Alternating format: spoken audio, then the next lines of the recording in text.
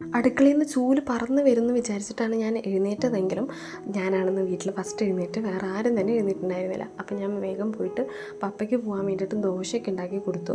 അപ്പോൾ പപ്പ ഒരു 6 മണിയാകുമ്പോഴത്തേനും പോകും. നമ്മുടെ അവിടെ ആണെങ്കിൽ നല്ല മഞ്ഞാണ് രാവിലെ എഴുന്നേൽക്കുമ്പോൾ, കാരണം അപ്പുറത്ത് തന്നെ പുഴ ആയതുകൊണ്ട് മഞ്ഞൊക്കെ കുറച്ച് കൂടുതലാണ്. അപ്പോൾ പപ്പ ഒരു 6 മണിയാകുമ്പോഴത്തേനും വീട്ടിൽ നിന്ന് പോകട്ടോ. അപ്പോൾ പപ്പയ്ക്കുള്ള ഫുഡും എല്ലാം കൊടുത്തിട്ടാണ് പപ്പ പോകുന്നത്. പിന്നെ ഇന്ന് സൺഡേ ആയതുകൊണ്ട് തന്നെ നമുക്ക് ഉച്ചത്തേക്കിനുള്ള ഫുഡൊക്കെ രാവിലെ തന്നെ ഉണ്ടാക്കി വെച്ചിട്ട് വേണം പള്ളിയിൽ പോകണം. നമുക്ക് 8 മണിയാകുമ്പോഴത്തേനും പള്ളിയിലെത്തണം.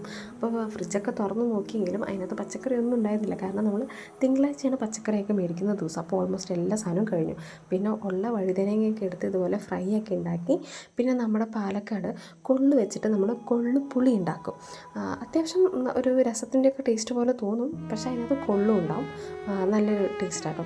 പിന്നെ നമ്മളിന്ന് അത്യാവശ്യം നല്ല ലേറ്റാണ്. നമുക്ക് 8 മണിയാകുമ്പോൾ പള്ളിയിലെത്തണം. 7:55 നമ്മളിന്ന് വീട്ടിൽ നിന്ന് തന്നെ ഇറങ്ങിയപ്പോൾ. അപ്പോൾ അവനെ ഒരുക്കി എല്ലാം റെഡിയാക്കിയിട്ടാണ് നമ്മൾ വീട്ടിൽ നിന്ന് പോകുന്നത്. അപ്പോൾ നമ്മൾ രാവിലെ പോകുമ്പോൾ ഫുഡ് കഴിക്കാതെയാണ് പോകുന്നത്. കാരണം പള്ളിയിൽ പോകുമ്പം അത് ചെറുപ്പം മുതലേ അങ്ങനെ ശീലിച്ചു. അപ്പോൾ ഇന്ന് ചർച്ചിൽ നിന്ന് വന്ന ഉടനെ നേരെ നമ്മൾ പോയിട്ട് ഫുഡാണ് കഴിച്ചത്. ഇപ്പോൾ ഞാൻ തിരിച്ചെത്തി കേട്ടോ വീട്ടിൽ. അങ്ങനെ ഫുഡ് കഴിച്ചു. പിന്നെ ഒരു 4 മണിയൊക്കെ ആയപ്പോൾ കുറച്ച് കപ്പയും മീൻകറി ഉണ്ടായിരുന്നു. അതും കൂടെ കഴിച്ച് ഇന്നത്തെ ദിവസം പൂർത്തീകരിച്ചു.